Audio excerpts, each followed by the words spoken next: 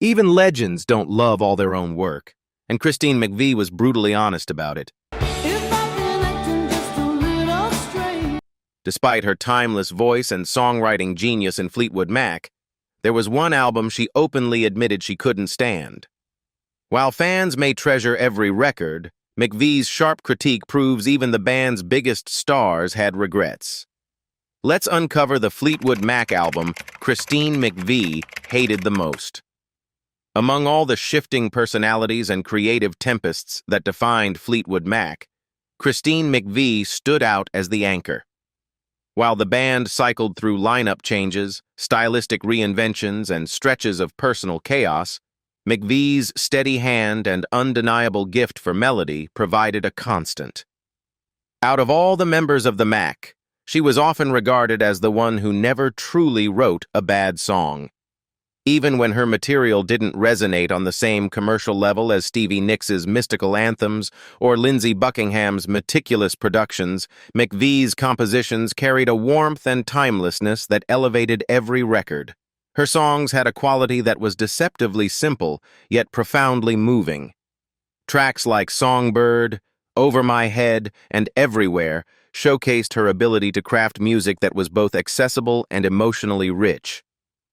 She wrote from the heart, but without theatrics. Her lyrics often drew on personal experience, but filtered them through universal themes of love, longing, and hope.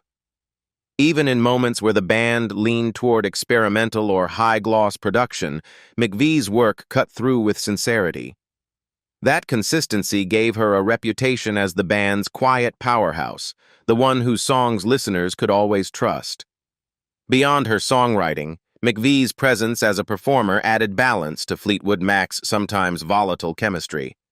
Her voice carried a calming, velvety quality, never straining for attention, yet commanding in its emotional depth. While Buckingham pushed boundaries and Nicks conjured mystique, McVie offered a grounded clarity that tied their voices together. Her keen ear for harmony was one of the band's secret weapons.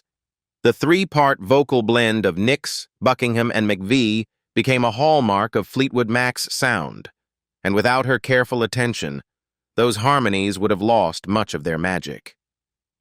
McVie's role was not about dominance, but about cohesion. She bridged gaps between rock and pop, between the dramatic and the understated, and even between clashing egos within the group. In periods of turbulence, when personal relationships spilled into studio sessions and tours threatened to collapse under the weight of tension, McVie remained a calming presence. She was often the glue that kept Fleetwood Mac functioning as a unit. But in late 1974, when Lindsey Buckingham and Stevie Nicks were invited to join, there was a sudden shift in the air. For a brief second, it seemed as if Christine's position might be diminished, her singular role overshadowed by the addition of another woman, and one who would arrive with a very different style and energy. What could have developed into rivalry instead became one of Fleetwood Mac's most important partnerships.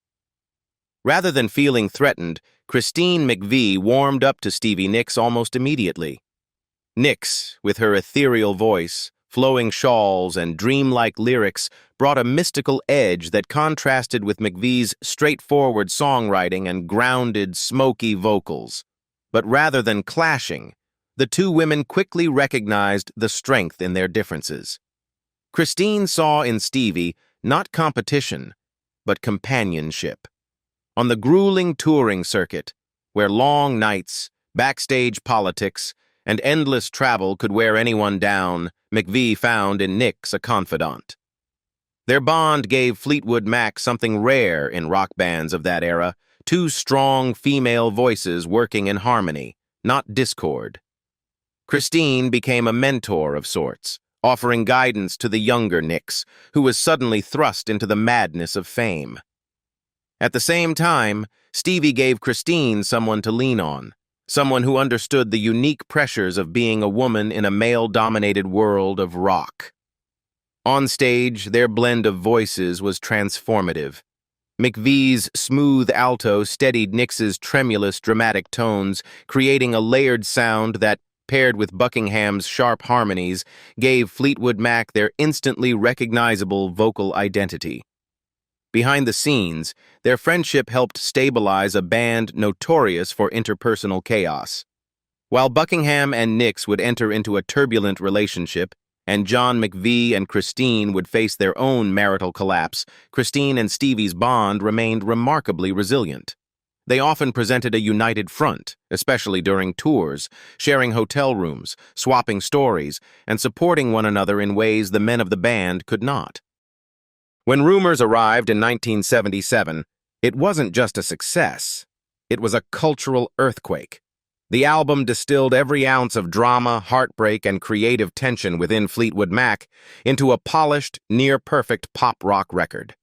It sold in the tens of millions, turned the group into global superstars, and set a standard so impossibly high that anything following it would inevitably feel like a come-down.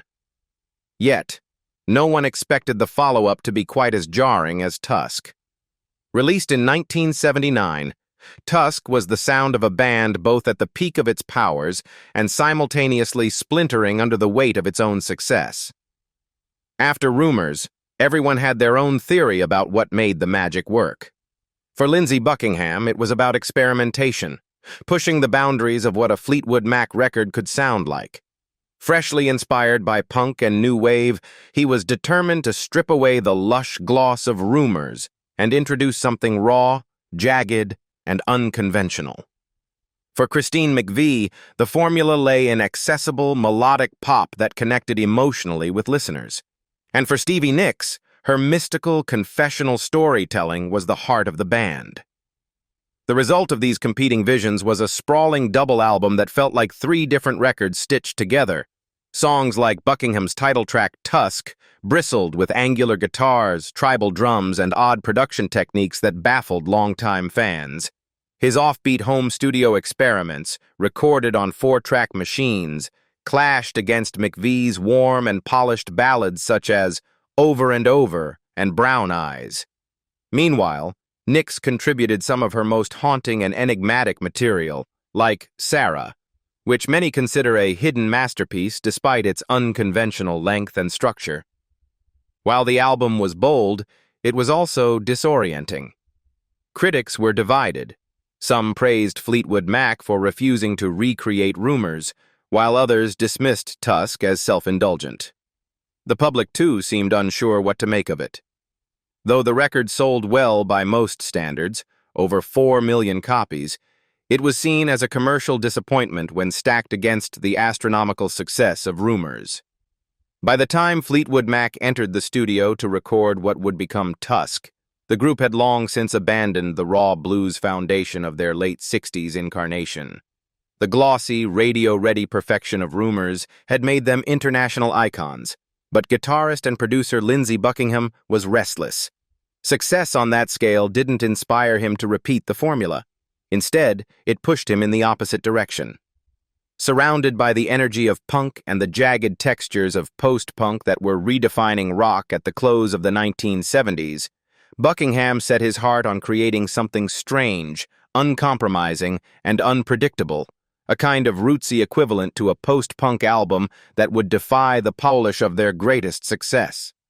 He became obsessed with experimentation, recording guitar parts that sounded sharp and skeletal rather than lush, and building tracks that thrived on rhythm, texture, and eccentricity.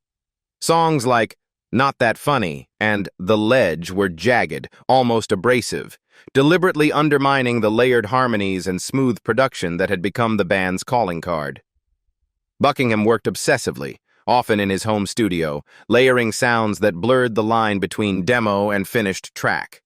What he wanted was edge, immediacy, and rawness, not perfection. For Christine McVie and Stevie Nicks, however, the results were far from inspiring.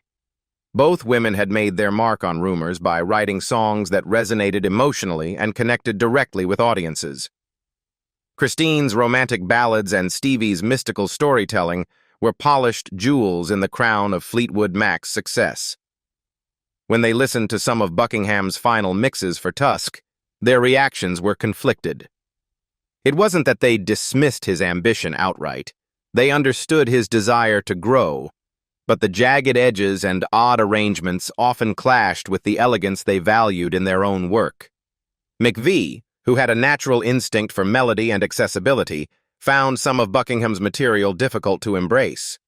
Nix, meanwhile, was protective of her own songwriting identity, and sometimes felt her contributions were being overshadowed by Buckingham's experimental drive. While their own songs, such as Nix's Sarah or McVie's Over and Over, remained true to their styles, they were set against a backdrop that sounded alien compared to the Fleetwood Mac of just 2 years earlier. When Christine McVie later reflected on Tusk, she was candid about her initial doubts. Speaking with Rolling Stone, she admitted that the album hadn't landed for her or Stevie Nicks when they first heard it. "We just kind of went, okay," she recalled, her words capturing a mix of bemusement and uncertainty. The problem wasn't that the music was bad, it was that it was so radically different from what Fleetwood Mac had just accomplished with Rumors. That earlier record had been sleek, polished, and airtight in its construction, a pop-rock masterwork that balanced emotional intensity with accessibility. By contrast, Tusk was intentionally fragmented, uneven, and unpredictable. Deliberately so, McVie emphasized. For her and Stevie, this was jarring. They had built their reputations on songs that resonated through clarity and emotional directness, Christine with her warm, melodic ballads, and Stevie with her mystical, poetic visions. Listening to Lindsey Buckingham's avant-garde experiments on Tusk, they weren't hearing the same kind of emotional pull that had defined the band's biggest hits. McVie admitted in hindsight that much of the record grew on her over time, but in that moment, she and Nix couldn't help but look at each other with bewilderment. "What the hell is Lindsey doing?" they'd wonder aloud, as Buckingham layered off-kilter rhythms and rough-edged guitar parts that seemed to come from a completely different world than Rumors. The reaction wasn't unusual. Many fans had the same initial confusion. Tusk was sprawling, messy, and bold, the sound of a band refusing to repeat itself after a career-defining success. For McVie, though, the dissonance came not from a lack of respect for Buckingham's artistry, but from the contrast between his vision and hers. Where she thrived on elegance and cohesion, he chased rawness and experimentation. The collision of those instincts created tension, but it also made Tusk what it was, a fascinating, if polarizing, snapshot of a band at its creative crossroads. If there was any precedent for what Fleetwood Mac attempted with Tusk, it might not have been another mainstream rock record at all, but rather the legendary unfinished project that haunted the Beach Boys, Brian Wilson's Smile. Just as Wilson had found himself at a crossroads after creating the lush, sophisticated Pet Sounds in 1966, Fleetwood Mac faced a similar dilemma in the wake of Rumors. Both albums had been so defining, so immaculately crafted, that their creators were paralyzed by the question of what could possibly come next. For Wilson, the answer had been to abandon convention entirely and pursue the strange sounds that only he could hear in his imagination. For Fleetwood Mac, spearheaded largely by Lindsey Buckingham, the path was strikingly similar. Like Wilson, Buckingham didn't want to chase the success of his band's previous masterpiece by simply repeating it. He was restless, eager to push boundaries and to experiment with textures, structures, and production techniques that had little precedent in the mainstream rock world. Smile had been Wilson's attempt to fuse pop with the avant-garde, modular songwriting, unexpected shifts, and surreal arrangements that seemed more like sound collages than traditional songs. Likewise, Tusk carried that same spirit of disjointed invention. Songs like Not That Funny and The Ledge were deliberately abrasive, almost anti-pop, while the sprawling title track pulsed with hypnotic percussion and bizarre layering that echoed Wilson's instinct to chase sound for sound's sake. The comparison becomes even clearer when considering the psychology behind both projects.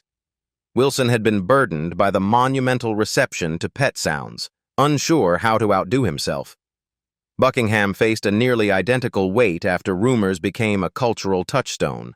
In both cases, the solution was not to polish, but to fracture, to make something strange, off-kilter, and raw in pursuit of authenticity. Yet, while Wilson's Smile famously collapsed under its own ambition and was shelved for decades, Buckingham had the machinery of Fleetwood Mac and Warner Brothers Records behind him. Tusk was released in full, a double album sprawling with contradictions and experiments, whether the rest of the band fully embraced it or not. For all of its unevenness and polarizing reception, Tusk was far from the disaster some critics tried to paint it as. One of Fleetwood Mac's great strengths had always been its abundance of songwriters, and that diversity once again saved the record from being pigeonholed as a purely experimental indulgence. While Lindsey Buckingham pushed hard into jagged post-punk textures, both Stevie Nicks and Christine McVie delivered material that grounded the album and reminded listeners why Fleetwood Mac remained one of the most versatile bands of their era. Nicks, in particular, turned in some of her finest work. Storms stood out as one of her most hauntingly personal songs, a ballad filled with melancholy and vulnerability that contrasted starkly with Buckingham's angular experiments. Even more striking was Sarah, a sprawling, enigmatic composition that many fans consider one of her masterpieces. Clocking in at over 6 minutes, it blended poetry, mysticism, and emotional rawness in a way that seemed to float above the chaos surrounding the band. It may not have been a radio-friendly single in the traditional sense, but its hypnotic beauty secured its place as one of Fleetwood Mac's enduring classics. McVie, ever the steady hand, also delivered songs that shone through the noise. Never Make Me Cry was delicate and introspective, showcasing her ability to convey emotional depth with simplicity and elegance. On the other end of the spectrum, Think About Me was bright, driving, and refreshingly straightforward, a reminder of her knack for crafting polished pop that could easily have fit on Rumors. These tracks demonstrated why McVie was so often seen as the band's glue. Her songwriting anchored the record with melodic clarity, offering a counterbalance to Buckingham's eccentricities and Nicks's dreamlike musings.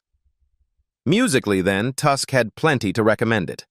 The real problems weren't in the grooves of the vinyl, but in the band's life offstage. By 1979, Fleetwood Mac was unraveling under the pressures of fame, excess, and fractured relationships. The technical challenges of recording such a sprawling, experimental project were nothing compared to the turmoil of life on the road.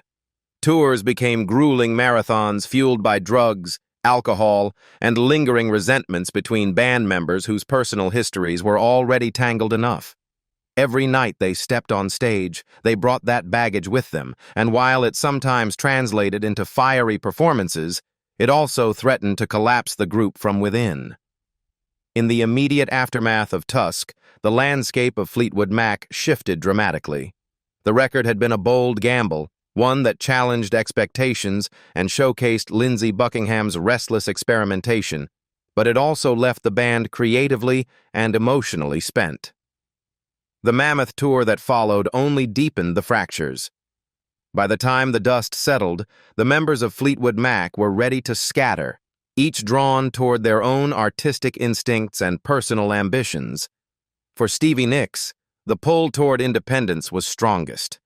The late 1970s had seen her emerge as one of rock's most compelling figures, her voice and mystique commanding a fan base that sometimes eclipsed the band itself. In 1981, she stepped out on her own with Belladonna, a solo debut that quickly proved her instincts were right. Fueled by hits like Edge of 17 and her collaborations with Tom Petty and Don Henley, Nicks became a bona fide solo star. Her departure didn't mark the end of Fleetwood Mac, but it did leave the group in limbo, forcing them to adapt to a reality where their central figures were no longer creatively tethered in the same way. The early 1980s became a period of fragmentation. Buckingham, McVie, and even Mick Fleetwood pursued solo projects, each searching for a creative outlet that the band's collective chaos no longer easily provided. When the group did reunite in the studio, the results reflected that shifting balance. Albums like Mirage, 1982, and Tango in the Night, 1987, contained moments of brilliance, Christine McVie's Hold Me and Little Lies, Nix's Gypsy, Buckingham's Big Love, but they also carried a more polished, radio-oriented sheen. The eccentric, off-kilter spirit that had defined Tusk was largely absent. In hindsight, Tusk stands as one of the last moments where Fleetwood Mac dared to be truly weird. Its sprawling, uneven canvas contained abrasive experiments and unexpected detours, but buried within were undeniable pop diamonds, songs like Sarah, Think About Me, and Over, that proved the band could balance artistry with accessibility even while taking risks. The albums that followed were more carefully constructed, targeting chart success rather than chasing the unpredictable. This wasn't entirely a bad thing.